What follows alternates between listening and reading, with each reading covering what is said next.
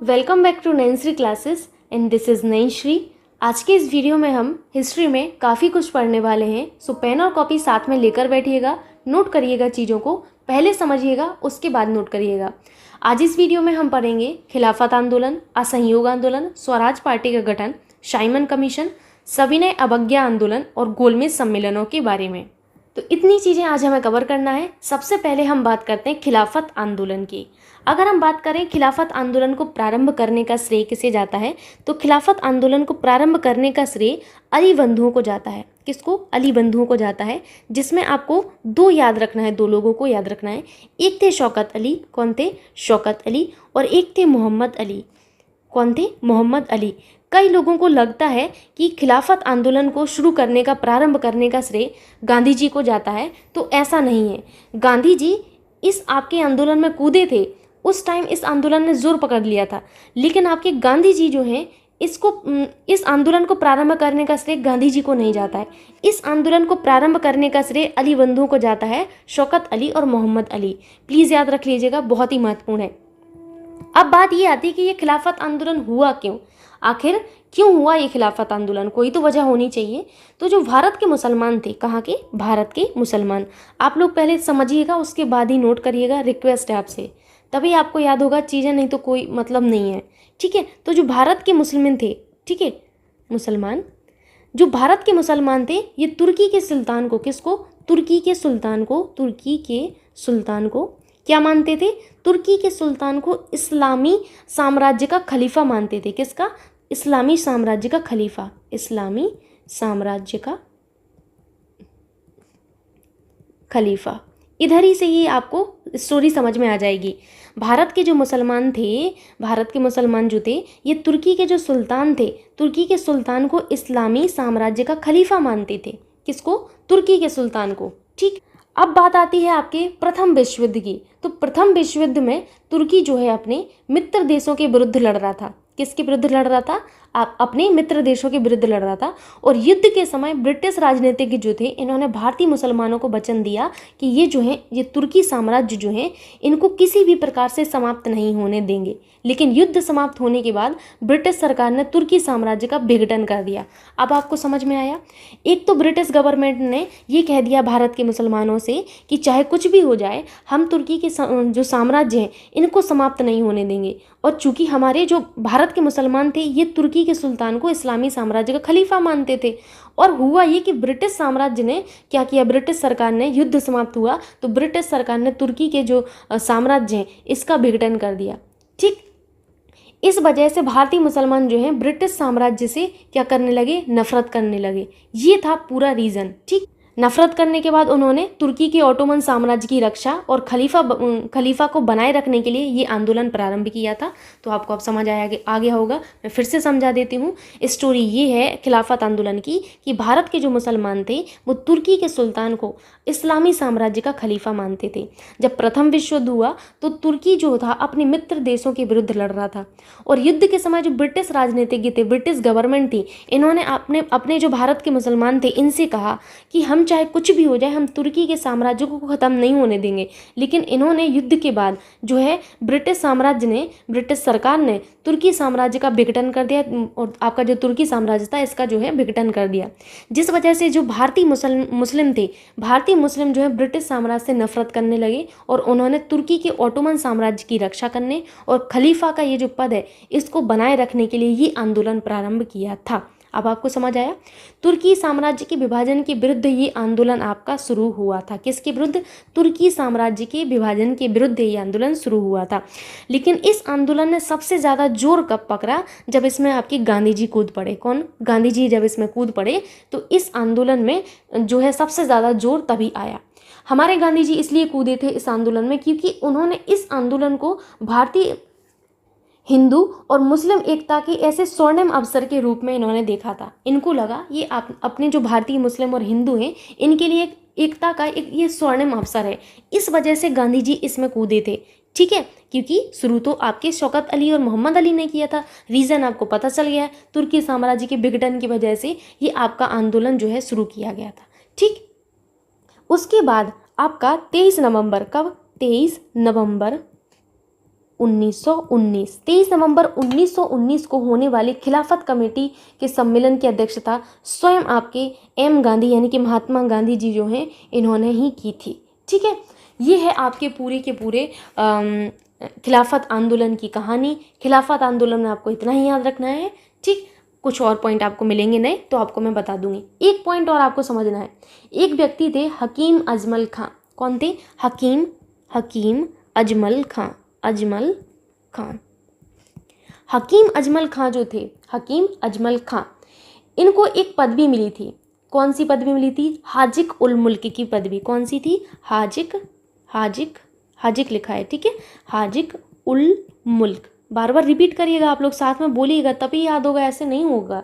ठीक है, हाजिक उल मुल्क की उपाधि इनको दी गई थी, जो इन्होंने ये जो खिलाफत आंदोलन हुआ था इस दौरान त्याग दी थी। परीक्षा में ये प्रश्न बनता है, इसीलिए मैंने आपको बता दिया। अब यहाँ पर जो लिखा गया है मैं उसको एक बार आपको समझा देती हूँ।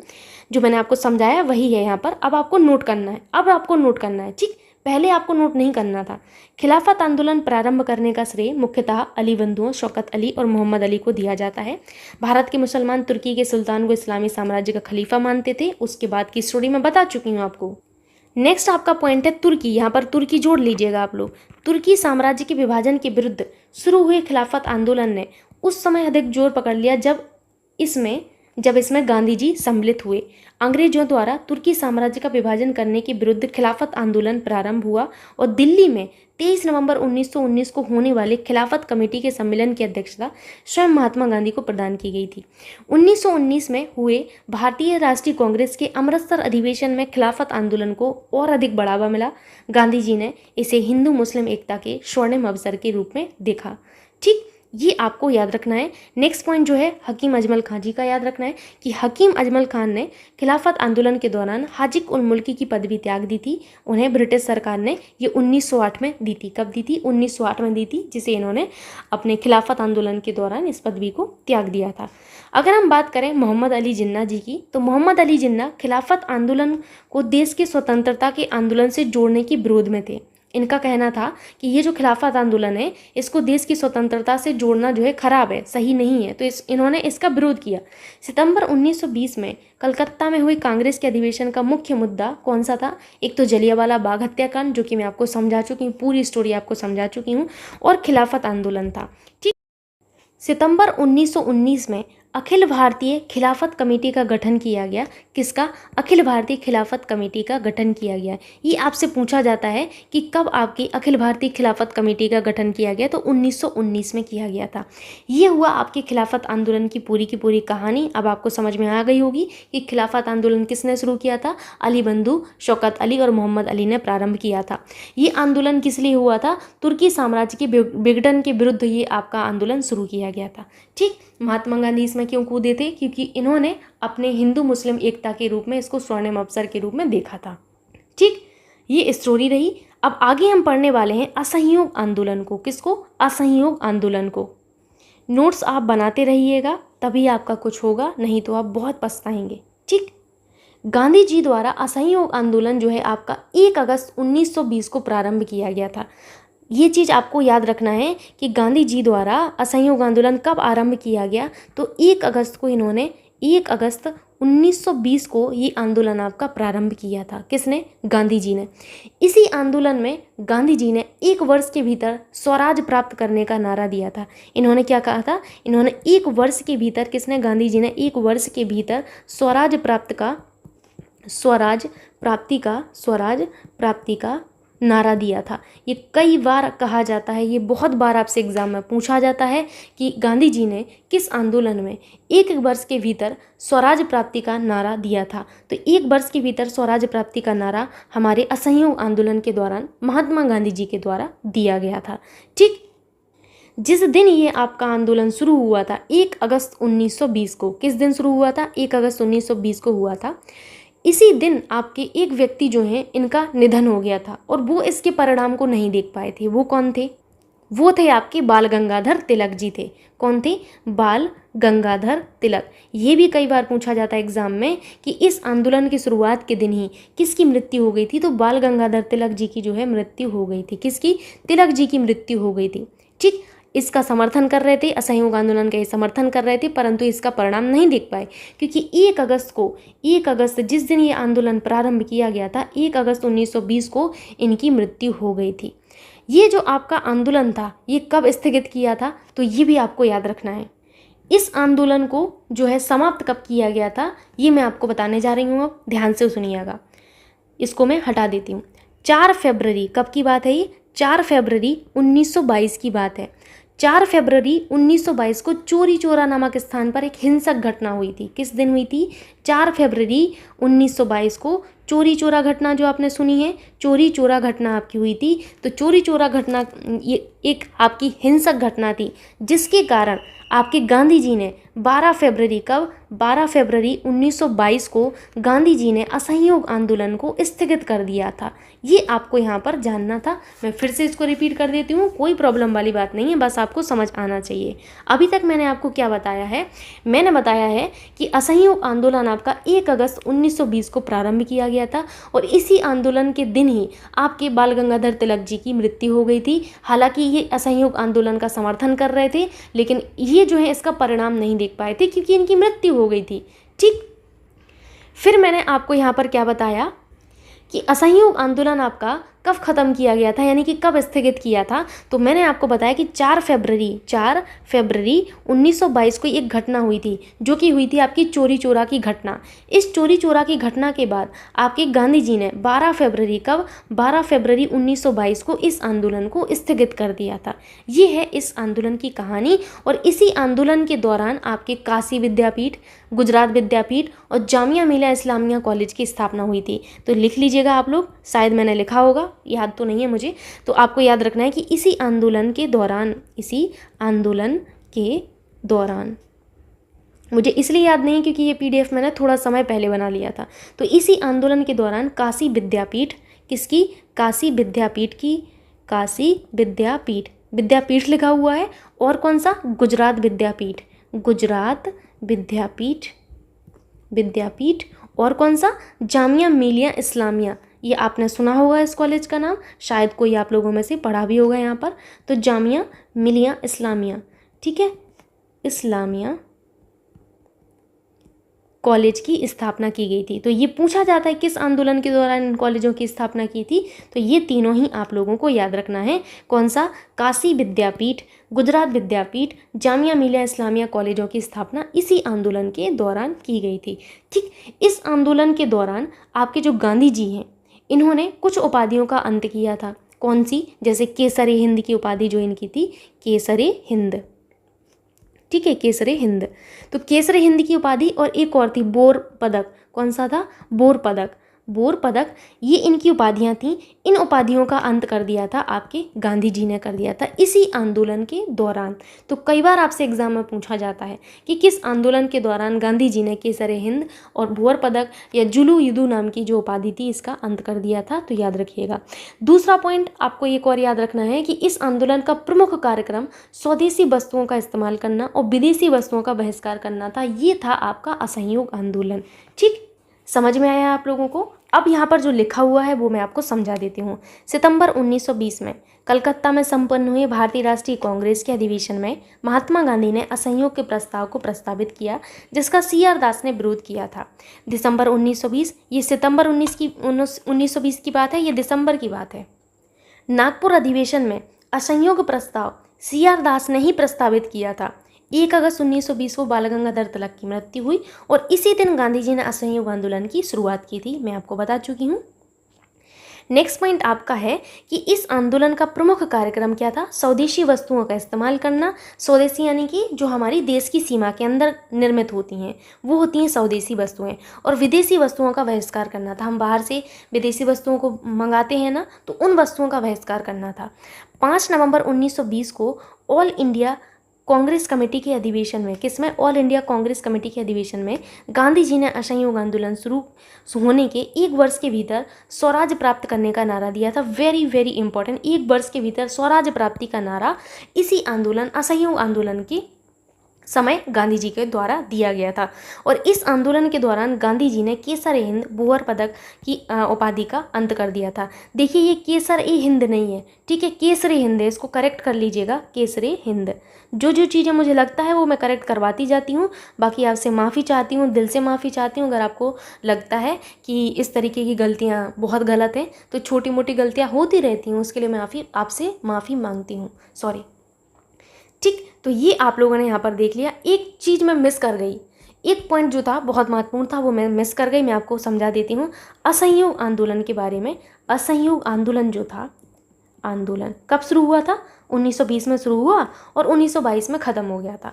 असहयोग आंदोलन के बारे में एक चीज़ ये जो महत्वपूर्ण है वो ये है कि ये जो आंदोलन है वो चेम्सफोर्ड जो थे, चेम्सफोर्ड इनकी कार्यकाल में तो शुरू हुआ था। किनके कार्यकाल में? चेम्सफोर्ड के कार्यकाल में शुरू हुआ था और रीडिंग के कार्यकाल में ख़त्म हुआ था। अंत कब हुआ था? तो रीडिंग के कार्यकाल में इसका अंत हुआ था। ये आपसे एग्जाम में पूछा जाता है भाई, तो हमने बता दिया आपको कि आपको ये चीज़ें याद रखनी है कि चेम्सफोर्ड जो थे, चेम्सफोर्ड के शासनकाल में तो असहयोग आंदोलन शुरू हुआ था और रीडिंग के कार्यकाल में ही आंदोलन आपका ख़त्म हुआ था, अंत हुआ था। ठीक, तो ये पॉइंट भी आपको याद रखना है। मूव करते हैं अभी आगे। नेक्स्ट पॉइंट आपसे है कि 4 फरवरी 1922 को चोरी चौरा नामक स्थान पर एक हिंसक घटना होने के कारण 12 फरवरी 1922 को गांधी जी ने असहयोग आंदोलन स्थगित कर दिया। तो आपको यहाँ पर समझ में आ गया। मैं फिर से रिपीट कर देती हूँ। असहयोग आंदोलन 1 अगस्त 1920 को प्रारंभ हुआ प्यारे बच्चों, और ख़त्म कब हुआ? 12 फरवरी 1922 को ख़त्म हो गया था, क्योंकि 4 फरवरी 1922 को चोरी चोरा की घटना हो गई थी। पूछा जाता है चोरी चोरा की घटना कब हुई? तो 4 फरवरी 1922 को हुई थी। ठीक है, अपार्ट फ्रॉम दिस मैंने क्या बताया कि काशी विद्यापीठ, गुजरात विद्यापीठ, जामिया मिलिया इस्लामिया कॉलेज की स्थापना इसी आंदोलन के समय पर हुई थी। गांधी जी ने केसर ए हिंद और आपके बोर पदक की उपाधि जो थी इनका अंत कर दिया था, और इसी आंदोलन के टाइम इन्होंने 1 वर्ष के भीतर स्वराज प्राप्ति का नारा दिया था। ये सभी चीज़ें आपने पढ़ी। ठीक, आई होप आपको समझ में आ गई होंगी। मूव करते हैं अभी नेक्स्ट टॉपिक पर। टॉपिक है हमारा स्वराज पार्टी का गठन। स्वराज पार्टी के गठन में आपको ये याद रखना है कि स्वराज पार्टी का गठन कब हुआ था, किसने किया था, यही आपका महत्वपूर्ण है। ठीक, और उद्देश्य क्या था इस पार्टी को गठित करने का? तो ये 3 चीज़ें आपको जाननी है। सबसे पहले हम यहाँ पर स्वराज पार्टी के बारे में जानेंगे। स्वराज पार्टी, स्वराज पार्टी का गठन कब किया गया था? तो 1923 में किया गया था। कब? 1923 में। किसके द्वारा किया गया था? तो इनके संस्थापक में आपको 2 व्यक्तियों को याद रखना है। एक तो आपको याद रखना है CR दास जी को। किसको? CR दास जी को। और किसको याद रखना है? मोतीलाल नेहरू जी को। तो इन 2 व्यक्तियों को याद रखना है। ये दोनों ही आपकी क्या है? संस्थापक हैं इस पार्टी के। किसके? स्वराज पार्टी के संस्थापक हैं CR दास और कौन? मोतीलाल नेहरू जी, मोतीलाल नेहरू। ठीक, ये 2 व्यक्ति आपके क्या हैं? संस्थापक हैं। ये जो CR दास हैं, इन CR दास को क्या कहा जाता है? इनको देश बंधु कहा गया। किनको? CR दास को देश बंधु कहा गया। एग्जाम में कई बार पूछा गया है आपसे कि देश बंधु किसको कहा गया, तो याद रखिएगा CR दास जी को देश बंधु की संज्ञा दी गई थी। किसको? CR दास जी को देश बंधु की संज्ञा दी गई थी। ठीक, इस पार्टी में जो इन्होंने स्वराज पार्टी का गठन किया, तो CR दास जो है स्वराज पार्टी के अध्यक्ष थे। CR दास कौन थे? अध्यक्ष थे, अध्यक्ष। जबकि मोतीलाल नेहरू कौन थे? मोतीलाल नेहरू महासचिव थे। कौन थे? महासचिव। ये भी एग्जाम में पूछा जाता है कि आपकी स्वराज पार्टी में अध्यक्ष किसको बनाया गया था? तो CR दास जी स्वयं जो है अध्यक्ष बने थे और मोतीलाल नेहरू जो है महासचिव बने थे। तो ये आपको याद रखना है। स्वराज पार्टी को गठित करने का उद्देश्य ये था कि चुनाव के माध्यम से जो काउंसिल थी इनमें प्रवेश किया जाए और उन्हें काम न करने देकर 1919 का जो भारत शासन अधिनियम था उसका उच्छेदन करना ही इनका उद्देश्य था। तो यहाँ पर आपको समझ में आ गया होगा कि इनका उद्देश्य इतना था कि चुनाव के माध्यम से काउंसिलों में प्रवेश करना, क्योंकि एक पार्टी गठित करेंगे तभी चुनाव के माध्यम से काउंसिल में प्रवेश कर पाएंगे ना। तो काउंसिल में प्रवेश करने के लिए इतनी इन्होंने मेहनत की थी, एक पार्टी का गठन किया था ताकि ये चुनाव के माध्यम से काउंसिल में प्रवेश कर पाएँ और उन्हें काम ना करने दिया जाए जो काउंसिल में लोग हैं। और 1919 का जो भारत शासन अधिनियम था, मैं आपको बता चुकी हूँ इसके बारे में। कौन सा था 1919 का भारत शासन अधिनियम? मॉन्टेग्यू चेम्सफोर्ड सुधार। मैंने आपको बताया हुआ है मॉन्टेग्यू चेम्सफोर्ड सुधार जो था इस अधिनियम का उच्छेदन करना ही उद्देश्य था स्वराज पार्टी का। सो यहाँ पर जो लिखा हुआ है मैं एक बार आपको समझा देती हूँ। CR दास ने कांग्रेस की अध्यक्षता से त्याग पत्र दे दिया और मार्च 1923 में, कब, स्वराज पार्टी का गठन इन्होंने मार्च 1923 में किया था। आप अगर ये भी याद रख लेंगे ना मार्च 1923, तो आपको आसानी होगी, क्योंकि कई बार सीक्वेंस लगाने को हमें दे दिया जाता है, तो 1923 की जो घटनाएं हैं वहाँ पर आप फिर कंफ्यूज हो जाएंगे। तो उसके लिए आप मार्च याद रख लीजिएगा कि मार्च 1923 में मोतीलाल नेहरू के साथ मिलकर इन्होंने स्वराज पार्टी की स्थापना की थी। और इस पार्टी का मुख्य उद्देश्य चुनाव के माध्यम से काउंसिलों में प्रवेश कर तथा उन्हें काम न करने देकर 1919 के भारत शासन अधिनियम का उच्छेदन करना था। CR दास स्वराज पार्टी के अध्यक्ष और मोतीलाल नेहरू महासचिव थे। चित्तरंजन दास को देश बंधु के नाम से जाना जाता है, एग्जाम में कई बार पूछा जाता है। और देश बंधु का जो अर्थ होता है वो होता है द फ्रेंड ऑफ नेशन। क्या होता है? The friend of nation. Okay, याद रखिएगा, देश बंधु का अर्थ होता है द फ्रेंड ऑफ नेशन। ठीक, ये याद रखना है। टॉपिक है हमारा साइमन कमीशन। साइमन कमीशन के बारे में आपको क्या क्या याद रखना है मैं आपको पहले से बता देती हूँ। सबसे पहला तो ये याद रखना है कि साइमन कमीशन भारत क्यों आया था, आखिर क्या ऐसी आवश्यकता पड़ी कि साइमन कमीशन आपका जो है गठित किया गया। इसको श्वेत कमीशन क्यों कहा गया, दूसरा आप ये जानेंगे। तीसरा आप ये जानेंगे कि साइमन कमीशन सबसे पहले कहाँ पर आया था। फिर आप ये जानेंगे कि इस साइमन कमीशन का विरोध करते हुए ये आपके एक भारतीय क्रांतिकारी थे जिनकी डेथ हो गई थी लाठीचार्ज से, तो वो कौन थे, उनके बारे में आपको बताऊंगी। आइए देखते हैं। सबसे पहले बात आती है कि साइमन कमीशन आपका किस लिए आपका आया था। तो मॉन्टेग्यू चेम्सफोर्ड आपका एक्ट जो है मैंने आपको पढ़ाया हुआ है। कहाँ पर? मैंने आपको ये पॉलिटी में बहुत अच्छे से पढ़ाया है। अगर आप लोगों ने पढ़ा होगा तो आपको पता होगा मॉन्टेग्यू चेम्सफोर्ड एक्ट कब का है। ये आपके 1919 का है। लोगों को दो एक्ट जो है इनमें कन्फ्यूज़न होती है। एक तो होता है भारत शासन अधिनियम 1909 जिसे हम मार्ले मिंटो सुधार के नाम से जानते हैं, और एक होता है मॉन्टेग्यू चेम्सफोर्ड एक्ट जो कि 1919 का है। कन्फ्यूज़ नहीं होना है। भारत शासन अधिनियम जिसे हम मार्ले मिंटो सुधार के नाम से जानते हैं 1909 का है, जबकि उसी के 10 साल बाद आपका मॉन्टेग्यू चेम्सफोर्ड एक्ट होता है। इस तरीके से याद रखेंगे तभी आपको याद होगा। अब मैं आपको एक रिक्वेस्ट करूंगी कि जिस तरीके से मैं आपको बता रही हूँ पहले आपको सुनना है, उसके बाद आपको चीज़ों को नोट करना है। पहले सुनिए, मेरे साथ रिपीट करिए, तब आपको चीज़ें याद रहेंगी। हिस्ट्री का सबसे अच्छा तरीका यही होता है। तो मैंने आपको ये बताया कि आपके साइमन कमीशन जो है वो मॉन्टेग्यू चेम्सफोर्ड एक्ट जो है इनकी समीक्षा जो है, इनकी समीक्षा के लिए एक जो आयोग है इसके गठन करने का प्रावधान था। किसके? मॉन्टेग्यू चेम्सफोर्ड एक्ट के 10 वर्ष की समीक्षा के लिए। जैसे कोई एक्ट लाया जाता है तो उसकी समीक्षा की जाती है, तो ऐसे ही मॉन्टेग्यू चेम्सफोर्ड एक्ट जो है इसकी 10 वर्ष पर समीक्षा होनी थी। तो 10 वर्ष की समीक्षा हेतु इसके लिए एक आयोग के गठन का प्रावधान था। तो एक सर जॉन साइमन थे। कौन थे? Sir John Simon. ध्यान से सुनिएगा, आपको सब समझ में आएगा। सर जॉन साइमन ये जो थे ये आपके उदारवादी दल के थे। पूछा जाता है एग्जाम में किस दल के थे, तो आपके सर जॉन साइमन उदारवादी दल के थे। यानी कि सर जॉन साइमन जो है इनकी अध्यक्षता में, यानी कि ये अध्यक्ष थे, तो इनकी अध्यक्षता में एक आयोग का गठन किया गया। ठीक है, इस आयोग में आपके 7 सदस्य थे। कितने सदस्य थे? आयोग होता है तो उसमें सदस्य होते हैं, किसी में 4 किसी में 8, वो अपने अकॉर्डिंग बना लेते हैं। ठीक है, आयोग को। तो इसमें कुल 7 सदस्य थे। कितने थे? 7 सदस्य थे। और ये सातों के सातों ही सदस्य आपके अंग्रेज थे। कौन थे? अंग्रेज थे, ब्रिटिश लोग थे। इनमें एक भी आपका भारतीय नहीं था, एक भी भारतीय इसमें नहीं था। सारे के सारे सातों के सातों आपके जो सदस्य थे वो क्या थे? अंग्रेज थे। जिस वजह से इस कमीशन को हमने क्या कहा? श्वेत कमीशन कहा। क्या कहा? श्वेत कमीशन। ध्यान से सुनिएगा, मैंने क्या कहा? मैंने आपको बताया कि इस आयोग में आपके 7 सदस्य थे टोटल, जिसकी अध्यक्षता सर जॉन साइमन ने की थी, इस आयोग की। ठीक है, और इस आयोग में आपके सातों के सातों व्यक्ति जो थे वो सभी के सभी अंग्रेज थे, गोरे लोग थे। तो इसको श्वेत कमीशन कहा गया। इसमें एक भी भारतीय नहीं था। दूसरा आपने रीजन जान लिया कि इसको श्वेत कमीशन क्यों कहा गया। अब मैं आपको बताऊंगी कि आपका ये जो साइमन कमीशन है ये सबसे पहले कहाँ पर आया। आपको 99% लोग यही कहेंगे कि सबसे पहले साइमन कमीशन बम्बई आया।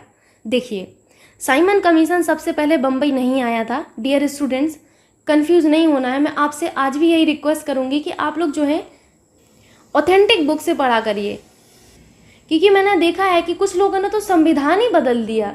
कुछ लोग कह रहे हैं कि मैम 18 अनुसूचियाँ होती हैं, कुछ कह रहे हैं कि मैम 25 भाग होते हैं।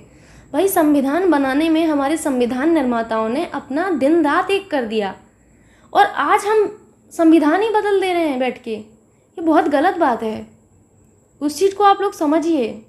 तो आपसे यही रिक्वेस्ट करूँगी कि ऑथेंटिक बुक से पढ़ा करिए। ऐसे कमेंट पर मैंने हालांकि कोई रिप्लाई नहीं किया है, बट लगता है कभी कभी कि यार मेरे स्टूडेंट्स हैं और मुझे इनके लिए कुछ करना चाहिए। तो आप सभी से रिक्वेस्ट है कि ऑथेंटिक बुक से पढ़ा करिए। ठीक, मैंने आपको क्या बताया कि आपको अगर ऑप्शन में मिलता है कि आपका साइमन कमीशन सबसे पहले कहाँ पर आया, और अगर दिल्ली ऑप्शन है, क्या दिल्ली, तो आपको दिल्ली टिक करना है। मैं यहाँ पर लिख देती हूँ साइमन कमीशन, साइमन कमीशन। मैंने इसको लिखा नहीं है पॉइंट्स में, मुझे अभी याद आया, आप लोग लिख लीजिएगा इसको। साइमन कमीशन सबसे पहले दिल्ली पहुँचा। कहाँ पर? दिल्ली पहुँचा। ठीक, कहाँ पर पहुँचा था? दिल्ली पहुँचा था, याद रखिएगा। ठीक है, अगर बाय द वे आपके ऑप्शन जो हैं, 4 ऑप्शन दिए गए हैं, उसमें आपका दिल्ली नहीं है और बम्बई है, तो आपको दूसरी प्रायोरिटी बम्बई को दे देनी है भाई। दिल्ली ना होने पर आप किस पर जाएंगे? आप बम्बई पर जाएंगे। लेकिन अगर दिल्ली है तो आपको दिल्ली टिक करना है डियर स्टूडेंट्स। समझ गए होंगे अभी आप लोग। अभी हम लोग जो पॉइंट्स यहाँ पर लिखे हुए हैं इनको एक बार और देख लेते हैं तो आपको क्लियर हो जाएगा। 1919 के मॉन्टेग्यू चेम्सफोर्ड एक्ट के 10 वर्ष पर इसकी समीक्षा हेतु संवैधानिक आयोग के गठन का प्रावधान था। सर जॉन साइमन की अध्यक्षता में गठित इस आयोग में कुल 7 सदस्य थे। ठीक, क्योंकि इसमें सभी सदस्य अंग्रेज थे, कोई भारतीय इसका सदस्य नहीं था, जिस वजह से इसे जो है श्वेत कमीशन कहा गया और इसका बहिष्कार किया गया। ठीक, साइमन कमीशन 3 फरवरी 1928 को बम्बई पहुंचा और सबसे पहले दिल्ली पहुंचा था। साइमन कमीशन के अध्यक्ष सर जॉन साइमन उदारवादी दल के थे, मैं बता चुकी हूँ। आगे कुछ जो पॉइंट्स हैं उनको मैं आपको समझा देती हूँ। ये एग्जाम में आपसे पूछा जाता है कि भारतीय राष्ट्रीय कांग्रेस ने साइमन कमीशन के विरोध का निर्णय अपने किस अधिवेशन में लिया? तो मद्रास अधिवेशन में लिया था। किसमें? मद्रास अधिवेशन, जो कि 1927 में हुआ था। इतना ही महत्वपूर्ण है और कुछ आपको ज़्यादा याद नहीं रखना है, खाली इतना याद रखना है कि भारतीय राष्ट्रीय कांग्रेस ने साइमन कमीशन के विरोध का जो निर्णय लिया था वो मद्रास अधिवेशन 1927 में लिया था। ठीक है, समझ में आया आप लोगों को। नेक्स्ट है कि 3 फरवरी 1928 को साइमन कमीशन बम्बई पहुंचा। ठीक है, कहाँ पर? बम्बई पहुंचा। जो गलतियां हैं मैं करेक्ट करा देती हूँ आपको। और वहाँ पर उस दिन देशव्यापी हड़ताल का आयोजन किया गया। कमीशन जहाँ जहाँ गया उसके बाद उस जगह सिर्फ एक ही नारा लगाया गया, साइमन कमीशन वापस जाओ, और जुलूस भी निकाले गए। ठीक, आगे आपको ये देखना है कि साइमन कमीशन का विरोध करते करते हमारे एक जो क्रांतिकारी नेता थे, ये इनकी मृत्यु हो गई थी लाठीचार्ज के चलते। तो ये एक बहुत दुखद घटना थी। लाहौर में साइमन कमीशन विरोधी जुलूस का नेतृत्व करते हुए पुलिस की लाठीचार्ज से लाला लाजपत राय जी, कौन? लाला लाजपत राय जी गंभीर रूप से घायल हो गए थे और लाला लाजपत राय जी की मृत्यु हो गई थी। लाला लाजपत राय जी को जो है पंजाब केसरी की उपाधि से सम्मानित किया गया था। कई बार आपसे पूछा जाता है पंजाब केसरी जो है आपका, पंजाब केसरी से किसे सम्मानित किया गया, किसकी उपाधि थी? तो पंजाब केसरी की जो उपाधि है वो लाला लाजपत राय जी की थी। किसकी? लाला लाजपत राय जी की थी। एक पेज लीजिएगा अपनी ही कॉपी में, या फिर जहाँ पर भी आप लिख रहे हैं उसमें थोड़ी सी जगह छोड़ दीजिएगा। कुछ जो उपाधियाँ हैं जो महात्मा गांधी ने धारण की या फिर आपके रविन्द्रनाथ टैगोर ने धारण की, तो उनको एक जगह लिख लीजिएगा आप लोग। ठीक है, लाला लाजपत राय को पंजाब केसरी की उपाधि दी गई थी। साइमन कमीशन 1927 के प्रत्युत्तर नेहरू रिपोर्ट तैयार की गई, जिसमें भारत के संविधान का खाका तैयार करने वाली समिति के अध्यक्ष मोतीलाल नेहरू थे तथा जवाहरलाल नेहरू इसके सचिव थे। तो ये पॉइंट आपको याद रखना है लास्ट वाला, कि साइमन कमीशन के प्रत्युत्तर एक रिपोर्ट तैयार की गई जिसका नाम है नेहरू रिपोर्ट। यही पूछा जाता है आपसे कि साइमन कमीशन के बाद कौन सा आपका रिपोर्ट तैयार किया गया? तो नेहरू रिपोर्ट। नेहरू रिपोर्ट में क्या था? भारत के संविधान का खाका था। और इसमें ये जो समिति थी इसके अध्यक्ष कौन थे? इसके अध्यक्ष थे मोतीलाल नेहरू और जवाहरलाल नेहरू कौन थे? सचिव थे। तो ये हुआ आपका सारा का सारा साइमन कमीशन के बारे में। अगला जो हमारा टॉपिक है वो है सविनय अवज्ञा आंदोलन। ठीक, सविनय अवज्ञा आंदोलन को आप लोग ध्यान से सुनिएगा, उसके बाद आपको चीज़ों को नोट करना है। ठीक है, आपको समझ आ जाएगा। 12 मार्च 1930 की बात है। कब की? 12 मार्च 1930 की। याद आया 12 मार्च को क्या हुआ था? बहुत सारे लोगों को याद आ गया होगा। 12 मार्च 1930 को गांधी जी ने अपने 78 अनुयायी, कितने, 78 अनुयायी, ठीक है, अनुयायी, 78 अनुयायियों के साथ साबरमती आश्रम से दांडी तक की यात्रा प्रारंभ की थी। ये एग्जाम में कई बार पूछा जाता है कि गांधी जी ने कितने अनुयायियों के साथ साबरमती आश्रम से दांडी तक की यात्रा की थी, तो 78। कब, 12 मार्च 1930। कहाँ से, साबरमती आश्रम से। कहाँ से, साबरमती आश्रम,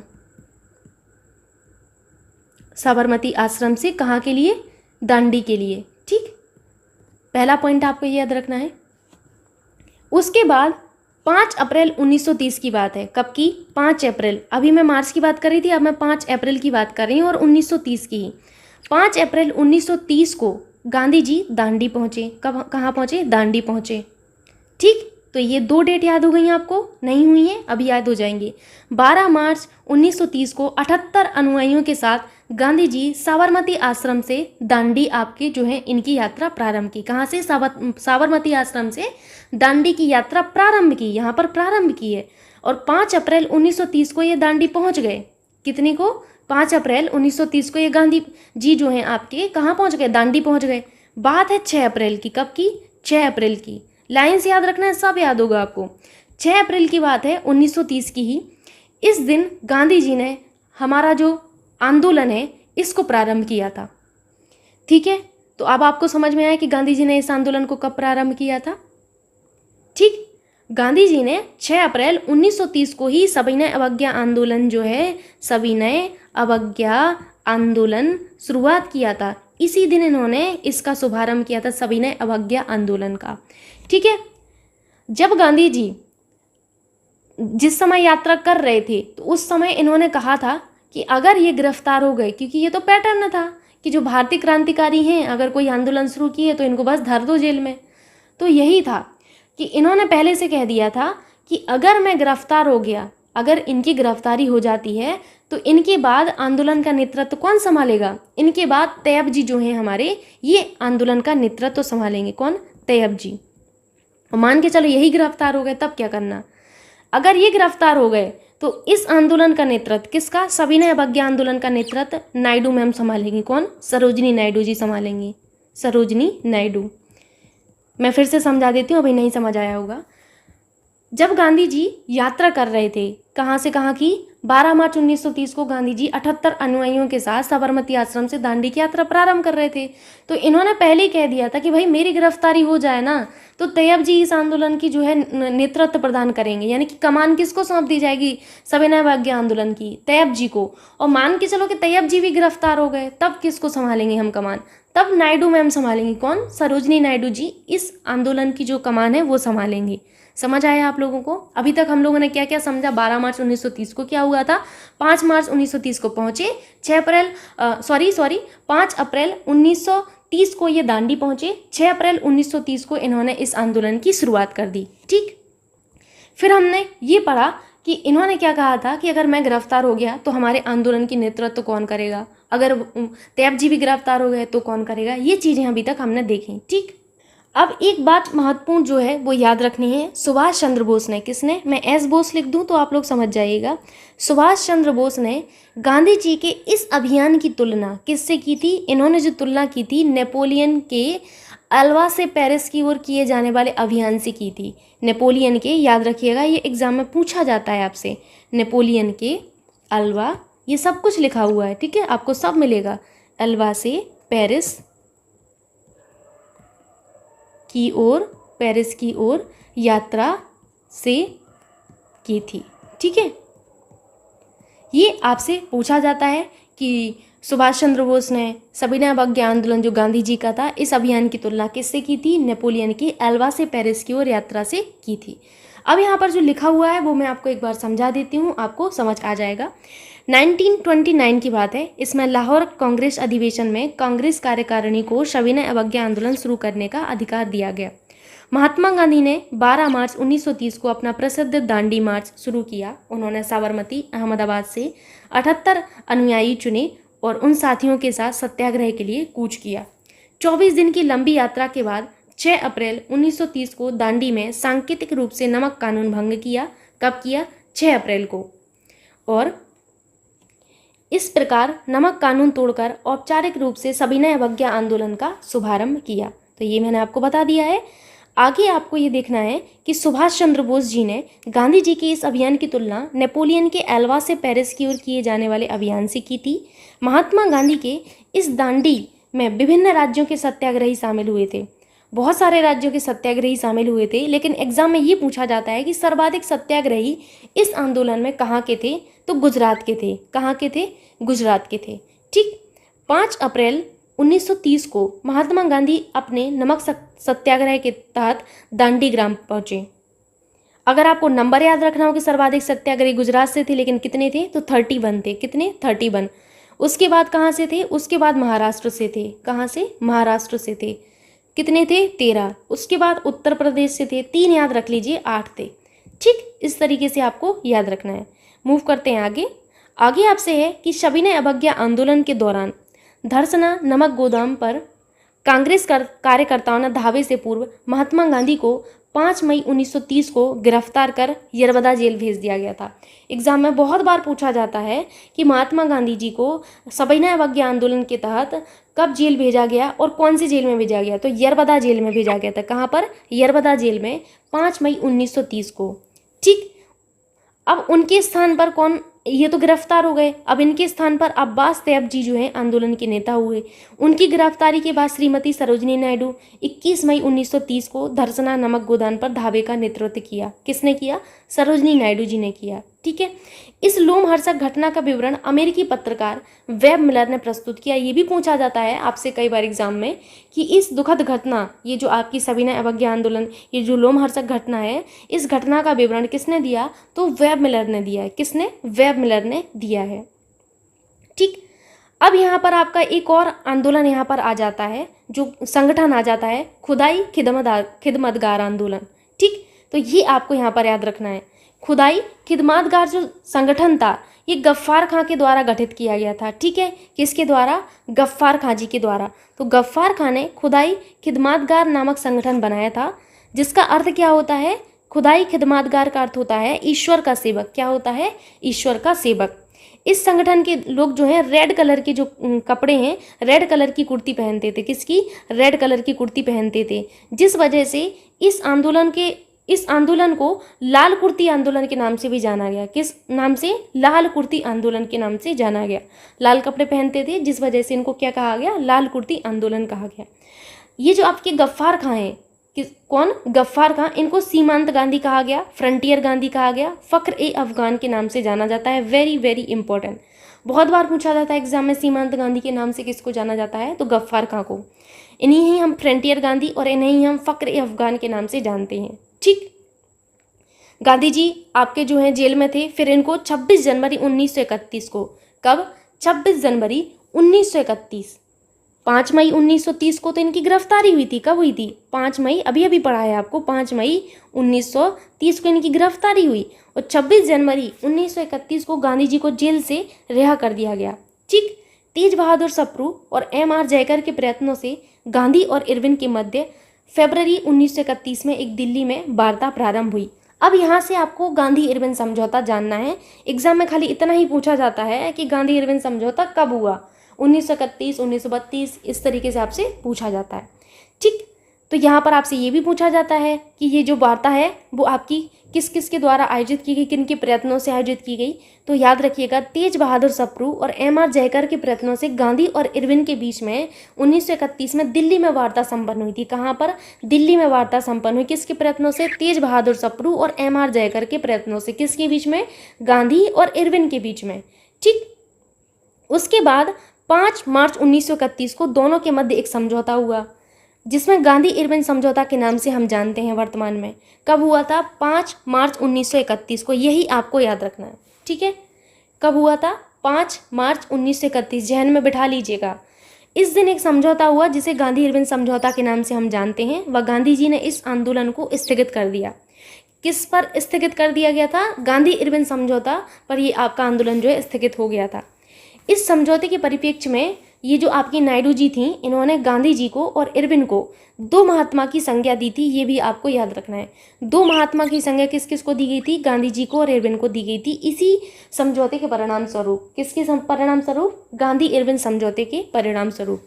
तो यहाँ तक आशा करती हूँ कि आपको समझ में आया होगा सविनय अवज्ञा आंदोलन।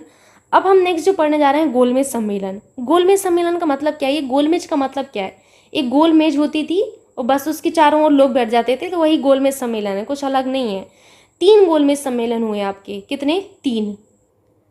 तीनों गोलमेज सम्मेलन को आपको ये याद रखना है, कब हुए, कहाँ पर हुए, सम्राट कौन थे, प्रधानमंत्री कौन थे और परिणाम क्या रहा। ठीक, तीनों गोलमेज सम्मेलनों में आपको बस यही याद रखना है, यही बहुत है। आप सोच रहे होंगे फिर और बचा ही क्या है।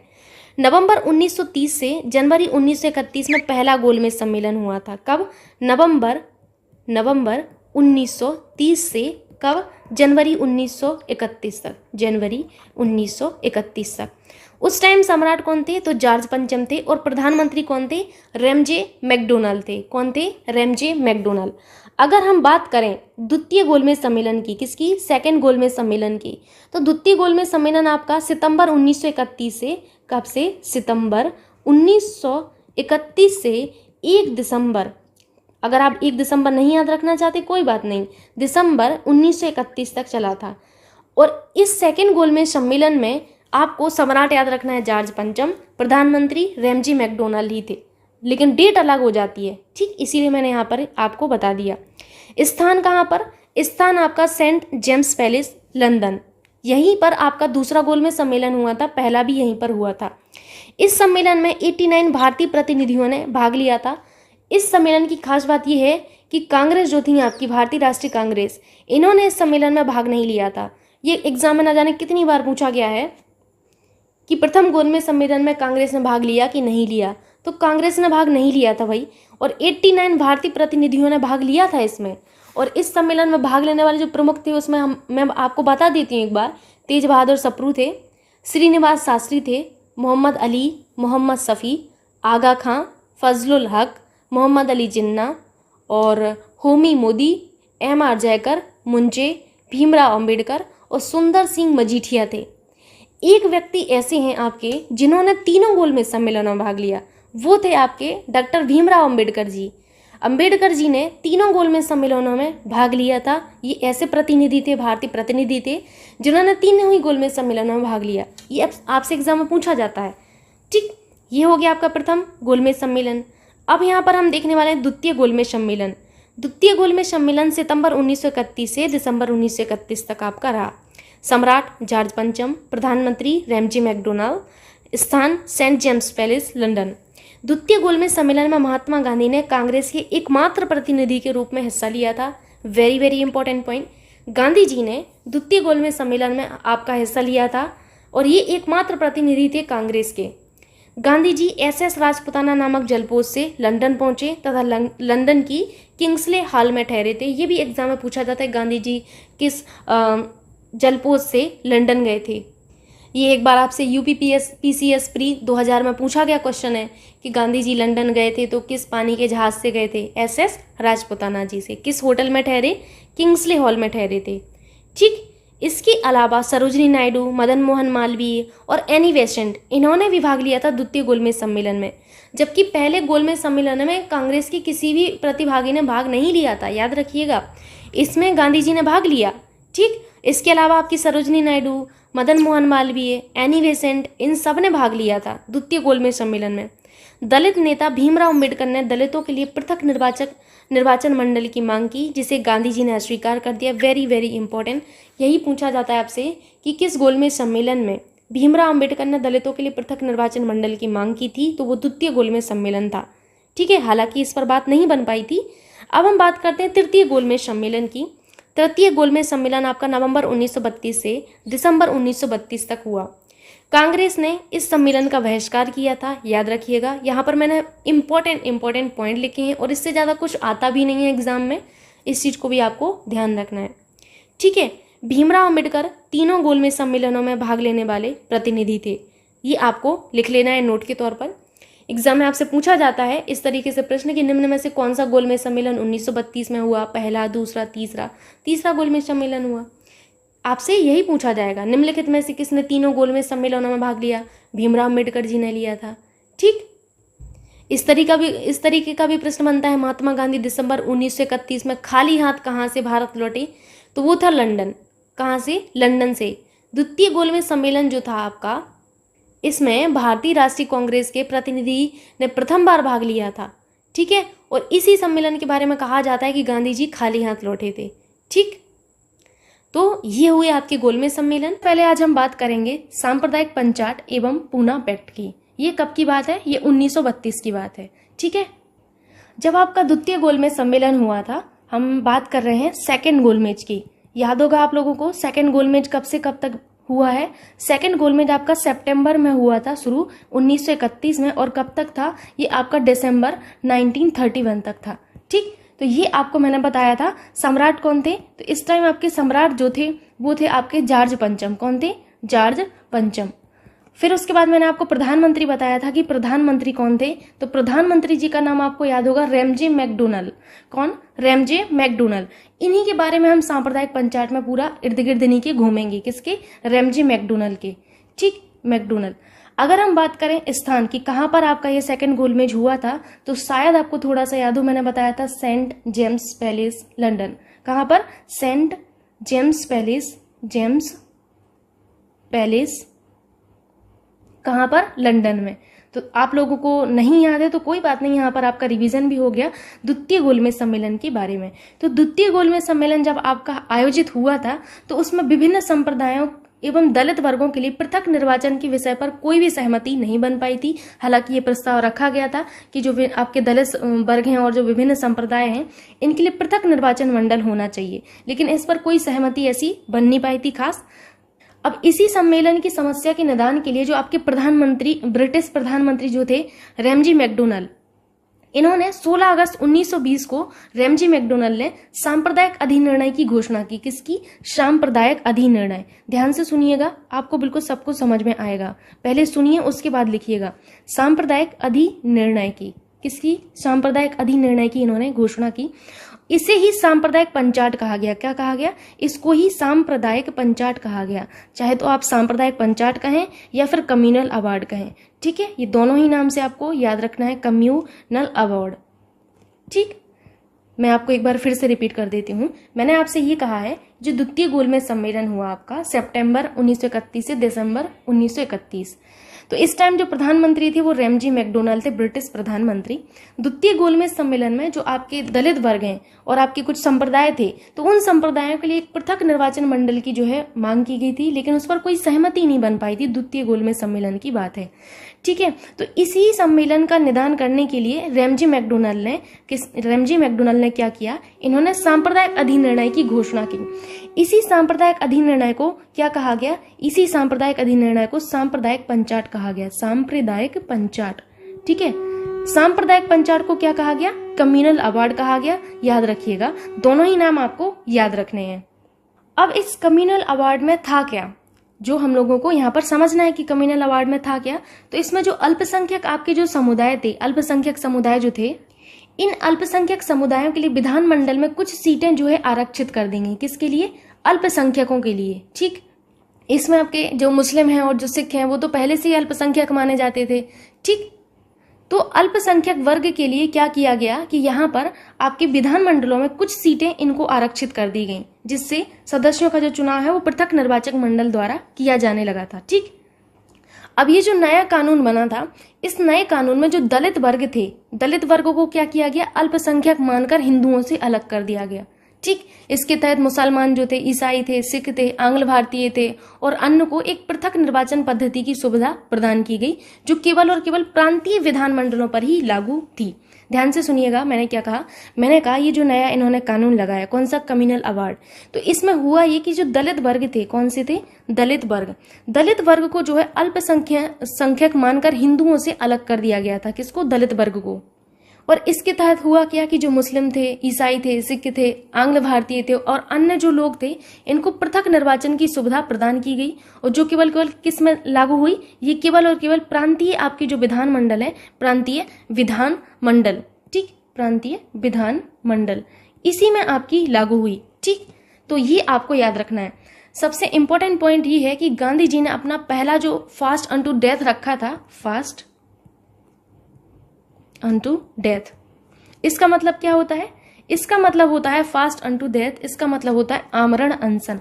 तो गांधी जी ने जो पहला अपना आमरण अनशन किया था वो इसी कम्युनल अवार्ड के तहत किया था।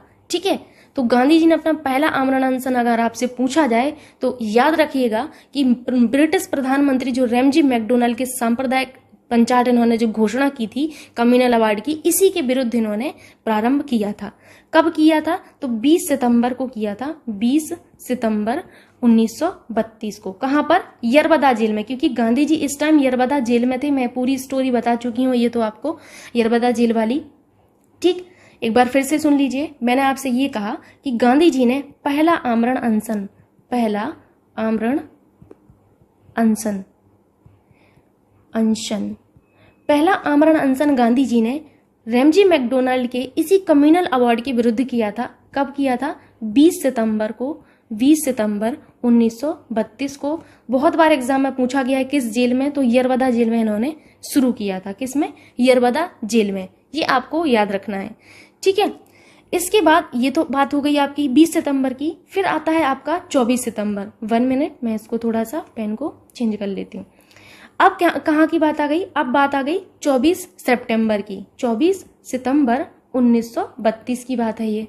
ठीक है, 4 दिन बाद की बात।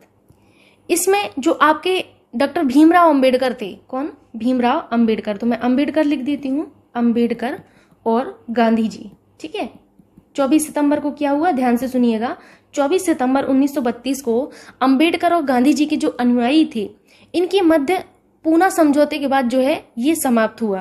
किसके बाद? पूना समझौते के बाद ये आपका समाप्त हुआ। क्या? इनका आमरण अनशन।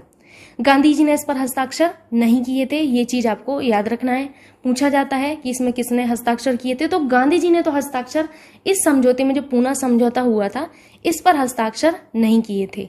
ठीक है, 24 सितंबर 1932 को ही क्या हुआ कि शाम के 5 बजे पूना समझौता हस्ताक्षर हुआ। पूछा जाता है आपसे कि पूना समझौता कब हस्ताक्षर हुआ, तो 24 सितंबर याद रखना है 1932। Very very important. ठीक है, ये दोनों ही घटनाएं इंटरलिंक्ड है, याद रखना है आपको। और जब इन्होंने हस्ताक्षर किए तो पूछा यह जाता है कि दलित वर्ग की ओर से किसने हस्ताक्षर किए और हिंदू जाति की ओर से किसने हस्ताक्षर किए थे। तो दलित वर्ग की ओर से आपको याद रखना है कि ये जो आपका पूना समझौता हुआ था, इसमें दलित वर्ग की ओर से तो आपके डॉक्टर अंबेडकर जी ने, किसने? डॉक्टर अंबेडकर जी ने हस्ताक्षर किए थे। और अगर हम देखें कि हिंदू जो आपकी जाति है, हिंदू जाति की ओर से जो हस्ताक्षर किए थे वो मदन मोहन मालवीय ने किए थे। किसने? मदन मोहन जी ने किए थे। ये आपसे पूछा जाता है, ये पूरी स्टोरी रही कम्युनल अवार्ड की। इसके अलावा आपको ये याद रखना है कि सांप्रदायिक जो अवार्ड आपके ये जो घोषित किए गए थे, इसमें जो प्रांतीय विधानमंडल थे, इसमें दलितों के लिए जो सुरक्षित सीटें थी वो 71 थी। ठीक है, कितनी थी? 71 थी। अब इससे पूना जो आपका पैक्ट था, पूना पैक्ट या पूना समझौता आप कुछ भी कहें, ये जो पूना पैक्ट था, इसमें आपकी जो सीटें हैं इनकी संख्या बढ़ाकर 148 कर दी गई थी। तो यही पूछा जाता है आपसे। ठीक है, आई होप आपको ये चीज समझ में आ गई होगी। अब यहाँ पर जो लिखा हुआ है वो मैं आपको एक बार समझा देती हूँ। द्वितीय गोलमेज सम्मेलन कब हुआ था? 1931 में। ठीक है, मैं विभिन्न संप्रदायों एवं दलित वर्गों के लिए पृथक निर्वाचन मंडल की विषय पर कोई सहमति नहीं बन पाई थी, अतः इस सम्मेलन में इस समस्या के निदान के लिए ब्रिटिश प्रधानमंत्री रैमजी मैकडोनल्ड को प्राधिकृत किया। तदनुसार 16 अगस्त 1932 को रैमजी मैकडोनल्ड ने सांप्रदायिक अधिनिर्णय की घोषणा की, जिसे सांप्रदायिक पंचायत यानी कि कम्युनल अवार्ड कहा गया। इसके तहत प्रत्येक अल्पसंख्यक समुदाय के लिए विधानमंडलों में कुछ सीटें जो है सुरक्षित कर दी गई, जिसके सदस्यों का चुनाव पृथक निर्वाचन मंडल द्वारा किया जाना था। ठीक, अब यहाँ पर गांधी जी के पहले फास्ट अनटू डेथ की बात आ जाती है कि गांधी जी ने अपना पहला आमरण अनशन कब किया था? आपको याद रखना है, इन्होंने पहला आमरण अनशन 20 सितंबर को किया था यरबदा जेल में। Very very important. ठीक, ब्रिटिश प्रधानमंत्री रैमजी मैकडोनल्ड के सांप्रदायिक निर्णय के विरुद्ध इन्होंने अपना ये पहला आमरण अनशन शुरू किया था, जो 24 सितंबर 1932 का 24 सितंबर 1932 को अंबेडकर और गांधी जी के अनुयायियों के मध्य पूना समझौते के बाद समाप्त हुआ था। गांधी जी ने इस पर हस्ताक्षर नहीं किए थे। 24 सितंबर 1932 के दिन शाम 5 बजे पूना समझौता हस्ताक्षरित हुआ। दलित वर्ग की ओर से डॉक्टर अंबेडकर जी ने हस्ताक्षर किए। और हिंदू जाति की ओर से पंडित मदन मोहन मालवीय ने। यही आपसे पूछा जाता है। सो आपको ये याद रखना है कि किसने हस्ताक्षर किए थे, किसकी तरफ से किए थे। सांप्रदायिक अवार्ड जो थे, इसमें प्रांतीय विधानमंडलों में दलितों के लिए सुरक्षित जो सीटें थी उनकी संख्या कितनी थी, 71 थी, जिसे पूना पैक्ट में बढ़ाकर 148 कर दिया गया था। तो ये पूरी स्टोरी रही आपकी सांप्रदायिक पंचायत एवं पूना पैक्ट की। अब हम बात करने वाले हैं 1937 का प्रांतीय चुनाव। तो हेडिंग कर लीजिएगा आप। हेडिंग आपको क्या करना है, मैं यहाँ पर लिख देती हूँ, 1937 का प्रांतीय चुनाव।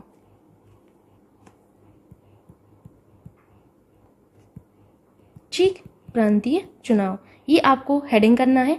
अब आपको 1937 के प्रांतीय चुनाव में ये याद रखना है कि ये जो 1937 का प्रांतीय चुनाव हुआ था, ये आपके टोटल 11 प्रांतों में हुआ था। कितने, 11 प्रांतों में हुआ था। ये 11 प्रांत कौन कौन से थे, बिहार, उड़ीसा, मध्य प्रांत, संयुक्त प्रांत, उत्तर पश्चिमी सीमा प्रांत, बम्बई, मद्रास, बंगाल, असम, पंजाब और सिंध था। ठीक, ये जो आपके प्रांतीय चुनाव हुए थे, इन प्रांतीय चुनाव के बाद आपका क्या हुआ था, 1 सितंबर, कब की बात है ये, 1 सितंबर 1939 की बात है। कब की, 1 सितंबर 1939 की बात है। इसको आपका जो है द्वितीय विश्व युद्ध आपका प्रारंभ हो गया। 1 सितंबर 1939 को आपका द्वितीय विश्व युद्ध प्रारंभ हो गया, सेकेंड वर्ल्ड वॉर आपका जो है प्रारंभ हो गया। और इसमें बिना कांग्रेस अध्यक्षों के सहमति के भारत को द्वितीय विश्व युद्ध जो था इसका हिस्सेदार बना दिया गया।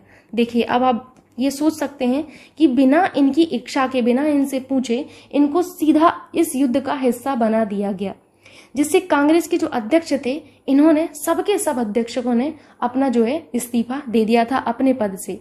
ठीक, इन्होंने त्यागपत्र कब दिया था, तो आप अगर डेट याद रख पाए तो बहुत अच्छी बात है। इन्होंने जो अपना त्यागपत्र दिया था वो कब दिया था, 22 अक्टूबर को दिया था। 22 अक्टूबर 1939 को जो है इन्होंने सभी कांग्रेसी मंत्रिमंडलों ने त्यागपत्र दे दिया था।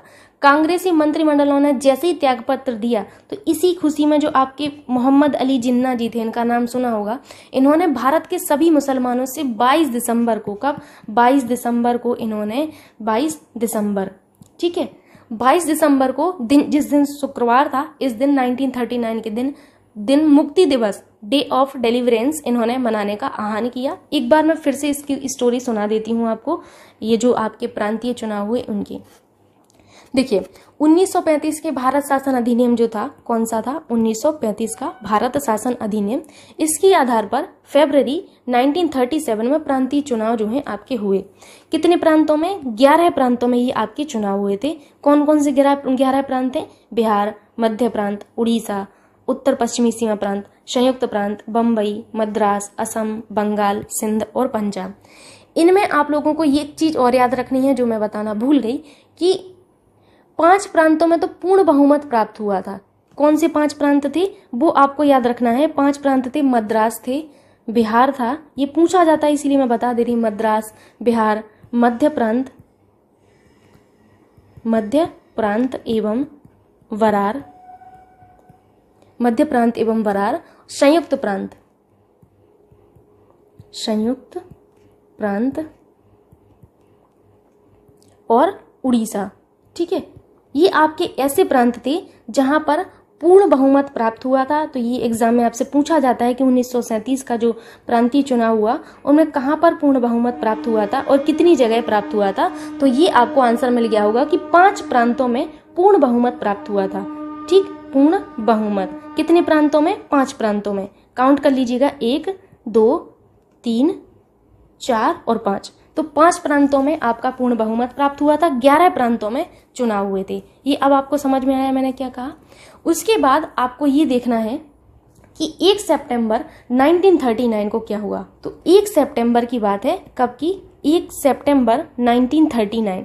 इस दिन आपका जो है द्वितीय विश्व युद्ध प्रारंभ हो गया और बिना कांग्रेस के जो आपके अध्यक्ष थे, इन बिना कांग्रेस के अध्यक्षों की अनुमति के भारत को सीधा का सीधा द्वितीय विश्व युद्ध का हिस्सेदारी बना दिया गया। इससे जो कांग्रेस के अध्यक्ष थे इन्होंने अपने पद से सीधा इस्तीफा दे दिया 22 अक्टूबर को। कब, 22 अक्टूबर को इन्होंने अपना इस्तीफा दे दिया था 1939 में। ठीक, आपसे एक क्वेश्चन और पूछा जाता है कि 1937 के प्रांतीय मंत्रिमंडल के निर्माण के उपरांत कांग्रेस का शासन कितने महीने चला। तो 28 महीने चला था। कितने, 28 महीने। लिख लीजिएगा। आपको अगर नहीं समझ में आया जो मैंने बोला है कि 28 महीने ये चला था, तो अब देखिए इतना तो कॉमन सेंस आप में है कि 1937 में हुआ, फिर ख़त्म कब हो गया, तो इतना तो आप कर ही लोगे कि फरवरी में आपका देखिए ये चुनाव हुआ, फरवरी 1937 में हुआ, और उसके बाद आपका इन्होंने इस्तीफा कब दे दिया, तो इतना तो आप काउंट कर लेंगे। लेकिन परीक्षा में आता है तो फिर वहाँ प्रॉब्लम हो जाती है हमें, तो ये आपको यहाँ पर देखना होगा। अभी कई लोग इसमें देखिए अपना माइंड लगाएंगे कि ये कैसे 28 महीने हो रहा है, तो जिस दिन कार्यभार संभाला जाता है तब से आपका काउंट किया जाता है, ना कि उस दिन से कि जिस दिन चुनाव हुए उस दिन से। ये तो कॉमन सेंस की बात है। अभी भी आपको पता ही होगा कि कार्यकाल कब से होता है, जिस दिन पहला आपका अधिवेशन होता है। ठीक, तो ये आपको याद रखना है कि 28 महीने आपकी ये जो है गवर्नमेंट आपकी कार्य की। एक बार मैं इस पॉइंट को लिखवा देती हूँ, मुझे ऐसे लग रहा है कि बहुत लोगों को प्रॉब्लम होगी। तो वर्ष 1937 में, मैंने इसको लिखा नहीं है अभी, मुझे याद आया, वर्ष 1937 में चुनावों में गठित कांग्रेस मंत्रिमंडल का कार्यकाल, कांग्रेस मंत्रिमंडल का कार्यकाल कितना रहा? 28 माह था। ये आपको याद रखना है, एग्जाम में पूछा जाता है तो मैंने आपको बता दिया। अब जिस दिन इन्होंने त्यागपत्र दिया, त्यागपत्र कब दिया था? इन्होंने त्यागपत्र दिया था 22 अक्टूबर 1939 को। 1939 को 22 अक्टूबर में सभी के सभी कांग्रेस मंत्रिमंडलों ने अपना त्यागपत्र दे दिया। इनके त्यागपत्र देने की खुशी में किसने? जिन्ना ने, मोहम्मद अली जिन्ना ने भारत के सभी मुसलमानों से 22 दिसंबर, कब? 22 दिसंबर, इस दिन कौन सा दिन था? तो शुक्रवार आपको याद रखना है, पूछा जाता है। तो 22 दिसंबर 1939 की बात है। 1939 के दिन इन्होंने मुक्ति दिवस, कौन सा? मुक्ति दिवस, 1 मिनट पेन, 1 सेकेंड, 22 दिसंबर 1939 को इन्होंने क्या बनाने का निर्णय किया? इन्होंने सभी के सभी मुस्लिम भाइयों से आह्वान किया कि इस दिन मुक्ति दिवस मनाया। इन्होंने कौन सा? मुक्ति दिवस मनाया। ठीक है, इंग्लिश में इसको कहते हैं डे ऑफ डेलिवरेंस। ठीक, मैं यहाँ पर लिख देती हूँ डे ऑफ डेलिवरेंस। ठीक है, तो ये पूरी कहानी रही, ये आपको याद रखना है। यहाँ पर लिखा हुआ है, एक बार आप पढ़ लीजिए। 1937 का प्रांतीय चुनाव 11 प्रांतों में हुआ, ये सभी के सभी 11 प्रांत हैं। 1 सितंबर 1939 को द्वितीय विश्व युद्ध प्रारंभ हो गया बिना कांग्रेस अध्यक्षों, ठीक है, कि भारत को द्वितीय विश्व युद्ध का हिस्सेदारी बना दिया, जिससे कांग्रेस अध्यक्षों ने अपने पद से इस्तीफा दे दिया। 22 दिसंबर 1939 को मुस्लिम लीग ने से अपना जो है मुस्लिम दिवस के रूप में मनाने का निर्णय लिया। आप यहाँ पर अगर मोहम्मद अली जिन्ना याद रख लेते हैं तो बहुत अच्छी बात है। ठीक, आगे हम बात करने वाले हैं भारत छोड़ो आंदोलन की। भारत छोड़ो आंदोलन में आपको सबसे पहले याद रखना है कि 14 जुलाई, कब? 14 जुलाई 1942, इस डेट में 14 जुलाई 1942 में वर्धा में, कहाँ पर? वर्धा में कांग्रेस की समिति की बैठक हुई। ठीक है, इसमें आपके मौलाना अबुल कलाम आज़ाद, सरोजिनी नायडू जी, जवाहरलाल नेहरू, वल्लभ भाई पटेल, राजेंद्र प्रसाद और सीतारमैया, शैद महमूद, आसफ अली, जेबी कृपलानी, महात्मा गांधी, इन सभी लोगों ने भाग लिया और भारत छोड़ो नामक प्रस्ताव पास किया। तो ये आपसे पूछा जाता है कि कौन से कांग्रेस की बैठक ने कहाँ पर जो भारत छोड़ो आंदोलन इसका प्रस्ताव रखा? तो 14 जुलाई 1942 को वर्धा में रखा। कौन सा? भारत छोड़ो प्रस्ताव। ठीक है, भारत छोड़ो प्रस्ताव। आपसे ये पूछा जाता है कि ये जो आपका भारत छोड़ो प्रस्ताव है, उस टाइम कांग्रेस की अध्यक्षता किसने की थी? कांग्रेस की जो आपका भारतीय राष्ट्रीय कांग्रेस थी, तो उसके अध्यक्ष कौन थे? ये आपसे कई बार पूछा जाता है। तो आपको याद रखना है अबुल कलाम आज़ाद थे। कौन थे?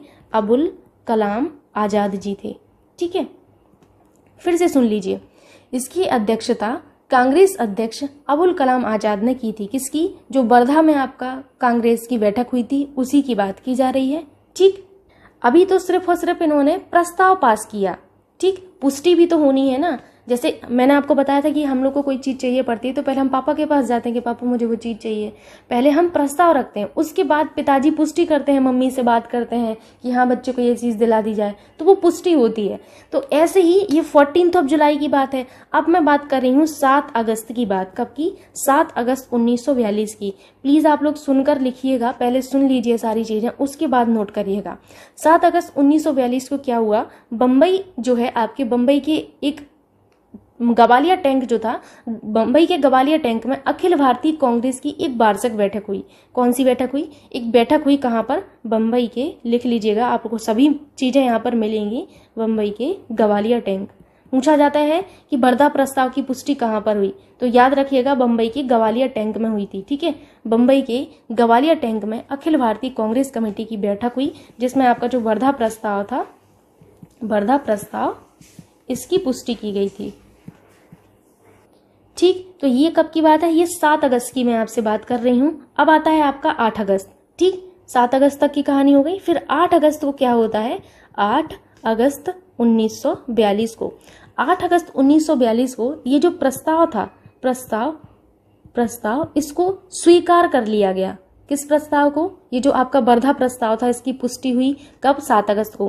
और वर्धा प्रस्ताव को स्वीकार कब किया गया? तो इस प्रस्ताव को स्वीकार कब किया गया ये आपको याद रखना, एक एक डेट आपको याद रखनी है, बड़ा कंफ्यूजन होता है लोगों को यहाँ पर, इसीलिए मैं आपको एक एक चीज बार बार बोल रही हूँ ताकि आपको माइंड में रहे कि 7 अगस्त को यह हुआ, वर्धा प्रस्ताव की पुष्टि हुई, और 8 अगस्त 1942 को ये जो वर्धा प्रस्ताव था इसको जो है स्वीकार कर लिया गया, और भारत के स्वतंत्रता संघर्ष के तहत अंग्रेजों के विरुद्ध भारत छोड़ो आंदोलन प्रारंभ करने की घोषणा की गई। तो ये आपसे पूछा जाता है कि भारत छोड़ो आंदोलन, भारत छोड़ो आंदोलन ये जो था, इसके प्रारंभ की घोषणा कब की गई थी? तो 8 अगस्त को की गई थी 1942 में।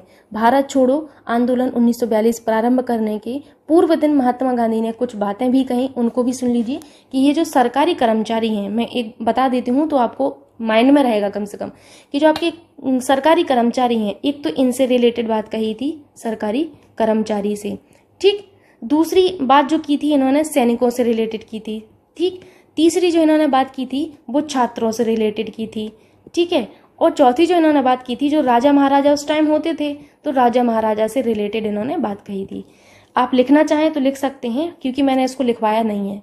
ठीक, सरकारी कर्मचारी नौकरी ना छोड़ें, केवल कांग्रेस के प्रति अपनी निष्ठा की घोषणा करें। इन्होंने सरकारी कर्मचारियों से ये कहा था। किससे?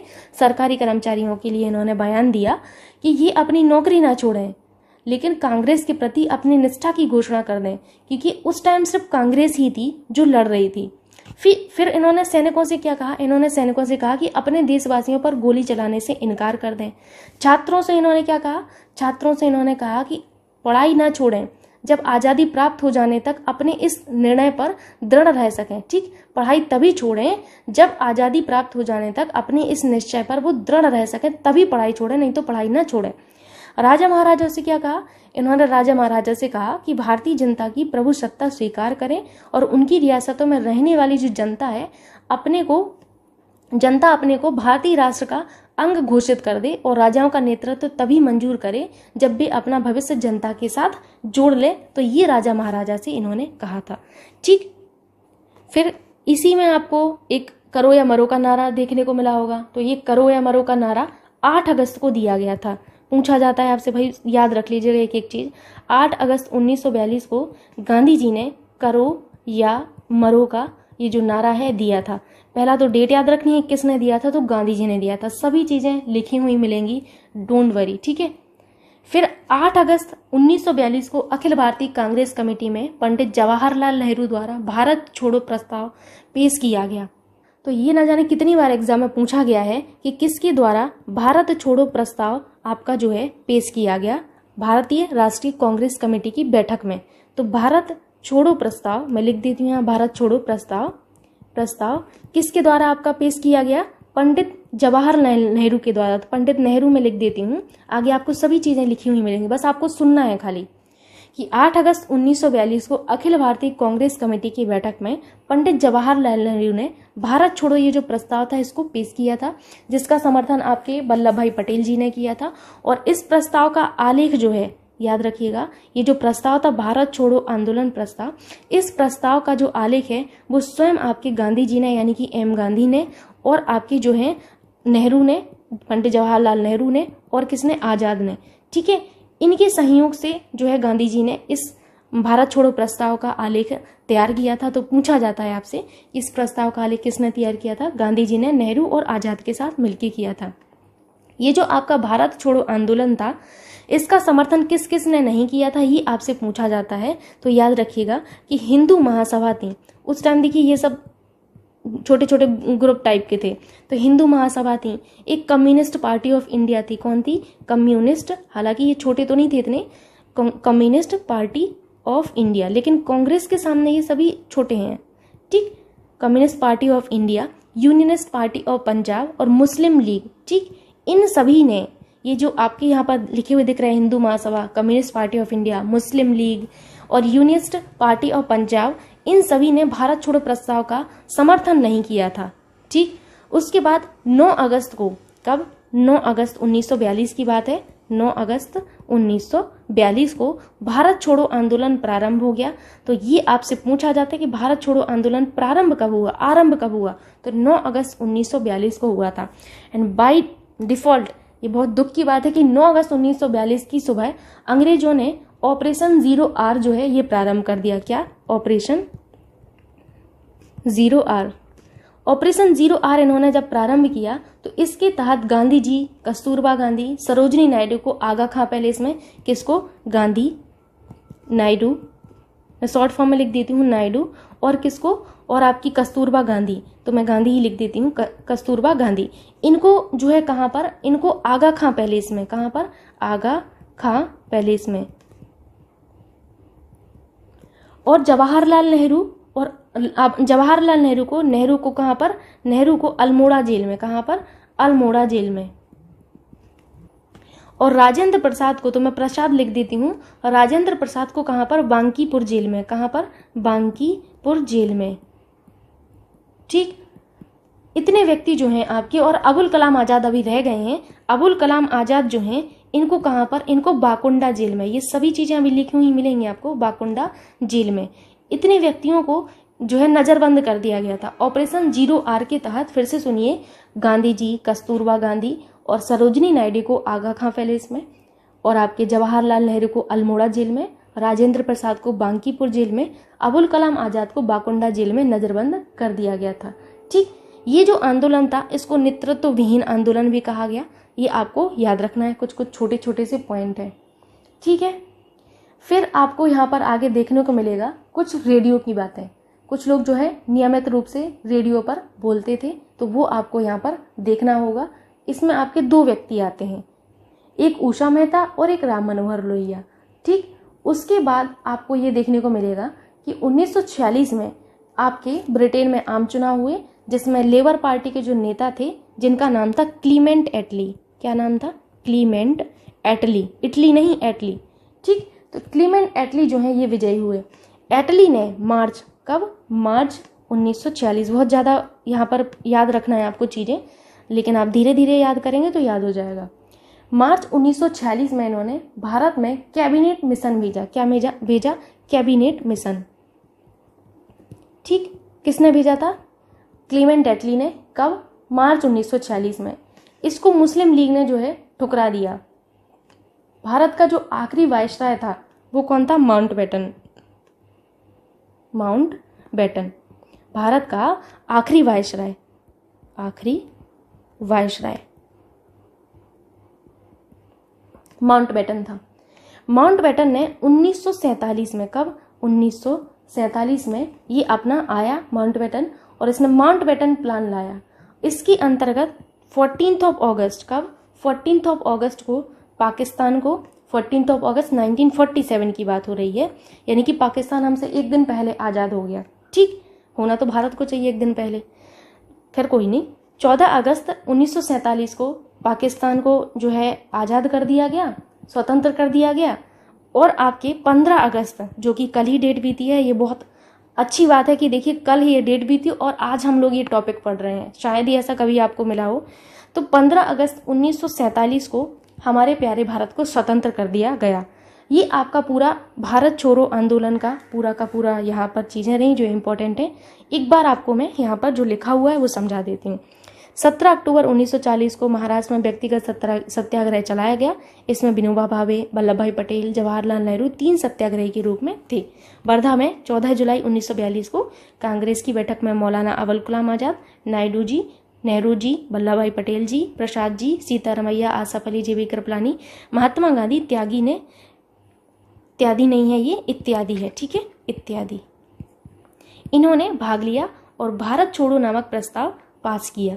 ठीक, आगे आप देखेंगे इसकी अध्यक्षता तत्कालीन कांग्रेसी अध्यक्ष जो अबुल कलाम आजाद थे, इन्होंने की थी। बहुत बार एग्जाम में पूछा गया है, रिक्वेस्ट है, याद रख लीजिएगा।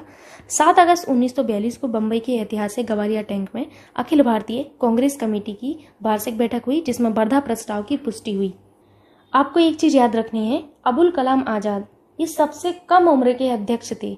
आपसे ये पूछा जाता है कांग्रेस के सबसे कम उम्र के अध्यक्ष कौन है, तो सबसे कम उम्र के अध्यक्ष यही थे, याद रखिएगा। ठीक, पूछा जाता है आपसे। 8 अगस्त 1942 को अखिल भारतीय कांग्रेस कमेटी की बैठक में पंडित जवाहरलाल नेहरू द्वारा भारत छोड़ो प्रस्ताव पेश किया गया, जिसका सरदार वल्लभ भाई पटेल ने समर्थन किया था। ठीक, इस प्रस्ताव का आलेख स्वयं महात्मा गांधी ने नेहरू और आजाद के सहयोग से बनाया था। Hindu Mahasabha, Communist Party of India, Unionist Party और पंजाब मुस्लिम लीग ने भारत छोड़ो का समर्थन नहीं किया था। 8 अगस्त को गांधी जी ने करो या मरो का नारा दिया। 9 अगस्त 1942 की सुबह अंग्रेजों ने ऑपरेशन 0R प्रारंभ कर दिया और इसके तहत गांधी जी, कस्तूरबा गांधी, सरोजनी नायडू को आगा खां पैलेस में, नेहरू जी को अल्मोड़ा में और राजेंद्र प्रसाद को कहाँ पर, बांकीपुर, ये बांदीपुर नहीं है, ठीक है, बांकीपुर, मैं लिख देती हूँ, करेक्ट कर लीजिएगा आप लोग, 1 मिनट, बांकीपुर। इसीलिए आपसे कहती हूँ कि पीडीएफ का कोई मतलब नहीं है, पढ़ने में जो मजा है वो कहीं पर नहीं है। बांकीपुर जेल में और आजाद जी को बाकुंडा जेल में नजरबंद कर दिया गया था। इस आंदोलन को नेतृत्व विहीन आंदोलन कहा गया। साथ ही साथ भारत छोड़ो आंदोलन के दौरान मुंबई के विभिन्न भागों में अंग्रेजों की गुप्त रेडियो प्रसारित कांग्रेस के, ठीक है, ये कांग्रेस लिखा है, मैंने धोखे से अंग्रेज बोल दिया, कांग्रेस द्वारा गुप्त रेडियो आपके प्रसारित किए जाते थे, जिसे मद्रास तक सुना जा सकता था। राम मनोहर लोहिया नियमित रूप से इस रेडियो का प्रसारण करते थे। यही आपसे पूछा जाता है कि भारत छोड़ो आंदोलन के दौरान कौन नियमित रूप से रेडियो का प्रसारण करते थे, तो राम मनोहर लोहिया जी। ठीक, और ये रेडियो का जो प्रसारण है वो किसके द्वारा किया जाता था, कांग्रेस के द्वारा। ठीक, ये आपको याद रखना है। नेक्स्ट पॉइंट है उषा मेहता जी के बारे में। उषा मेहता कांग्रेस के भूमिगत रेडियो का संचालन करने वाले छोटे से दल की एक महत्वपूर्ण सदस्य थी। महात्मा गांधी ने भारत छोड़ो आंदोलन के दौरान अमेरिकी पत्रकार लुई फिशर, जो कि महात्मा गांधी जी का जीवनीकार है, वेरी वेरी इंपॉर्टेंट, उनके साथी थे। ठीक, 1940 में ब्रिटेन में आम चुनाव हुआ, जिसमें लेबर पार्टी का नेता क्लेमेंट एटली विजयी हुआ।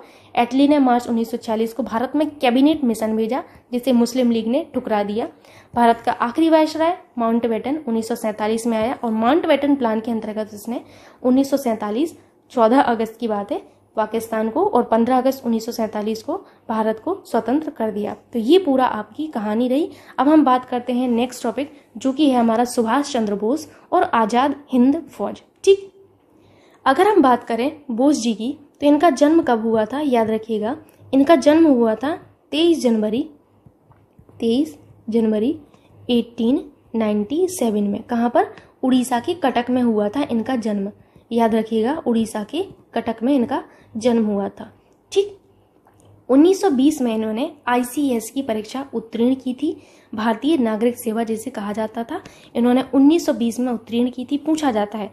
फिर उसके बाद 1938 और 1939 में कांग्रेस के अध्यक्ष भी बने और 1939 में इन्होंने कांग्रेस की अध्यक्षता से त्यागपत्र दे दिया था। आप सभी को मैं बता चुकी हूँ ये सारी चीजें, जिसे त्रिपुरी संकट कहा गया। ठीक है, उसके बाद इन्होंने फॉरवर्ड ब्लॉक की स्थापना की थी और 1942 में जर्मनी चले गए थे ये। उन्होंने 1943 में आज़ाद हिंद फौज की कमान संभाली थी। ठीक, नेताजी के नाम से ये प्राय आपके जो हैं मशहूर हैं और इनको स्मरण जब हम करते हैं तो नेताजी के नाम से ही करते हैं। सुभाष चंद्र बोस ने वर्ष 1938 में भारतीय राष्ट्रीय कांग्रेस का अध्यक्ष बनने के बाद गुरुदेव रविंद्रनाथ टैगोर द्वारा शांति निकेतन में देश नायक की उपाधि से इनको सम्मानित किया गया था। महात्मा गांधी ने उन्हें देशभक्तों का देशभक्त कहा था। Very very important. किन्होंने इन्हें देशभक्तों का देशभक्त कहा? तो गांधी जी ने कहा था। आज़ाद हिंद फौज की स्थापना, बहुत लोगों को लगता है कि आज़ाद हिंद फौज की स्थापना बोस ने की थी, लेकिन बोस ने नहीं की थी भाई, कैप्टन मोहन सिंह ने की थी आज़ाद हिंद फौज की स्थापना। ये इन्हीं के माइंड की उपज थी आज़ाद हिंद फौज। 21 अक्टूबर 1943 को सुभाष चंद्र बोस ने सिंगापुर में स्वतंत्र भारत की अस्थायी सरकार आज़ाद हिंद सरकार का गठन किया। Very very important. ये आपसे पूछा जाता है कि आपका जो है भारत की सिंगापुर में स्वतंत्र भारत की अस्थायी सरकार का गठन किसने किया? तो सुभाष चंद्र बोस ने 21 अक्टूबर 1943 को किया था। ठीक। आज़ाद हिंद फौज का गठन 4 जुलाई 1943 को सुभाष चंद्र बोस के नेतृत्व में किया गया था। ये आपको याद रखना है। फौज का गठन सिंगापुर द्वीप पर किया गया था, किंतु तब सिंगापुर जो द्वीप था वो ब्रिटिश मलय का अंग था। सुभाष चंद्र बोस द्वारा दिए गए 2 नारे हैं जो आपको याद रखना है। तुम मुझे खून दो, मैं तुम्हें आज़ादी दूंगा, और जय हिंद। ठीक है। सुभाष चंद्र बोस जो हैं इन्होंने 2 ही नारे दिए हैं जिनको आपको याद रखना है, तहे दिल से याद रखिएगा। आज़ाद हिंद फौज दिवस 12 नवंबर 1945 को मनाया गया था। ये आपकी पूरी की पूरी स्टोरी रही सुभाष चंद्र बोस की, और साथ ही साथ किसकी? आज़ाद हिंद फौज की। अगर आपसे पूछा जाए कि आज़ाद हिंद फौज किसके माइंड की उपज थी, तो कैप्टन मोहन सिंह की। अगर ऑप्शन में नहीं है मोहन सिंह जी, तो फिर आपको ऑप्शन पर जाना है आपके जो बोस जी हैं इन पर, लेकिन पहले प्रायोरिटी कैप्टन मोहन सिंह जी को ही आपको देना है। तो यहाँ पर आज आपकी हिस्ट्री खत्म हो चुकी है, और आशा करती हूँ कि आपको हिस्ट्री के सारे टॉपिक समझ में आए होंगे और सिंपल लगे होंगे, क्योंकि आप लोग तो यही बोलते हैं कि मैम अब सिंपल लगने लगे हैं। अच्छे से पढ़ाई करिए, वीडियो को ज़्यादा से ज़्यादा शेयर कर दिया करिए। Thank you so much.